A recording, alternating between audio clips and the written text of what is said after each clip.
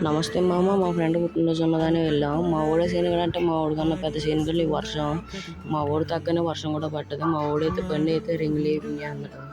మా ఊడు బండి తప్పకుండా అయితే ఎక్స్పెక్ట్ లేదు, కానీ ఇక్కడ మీరు వినండి సార్ మాటలు.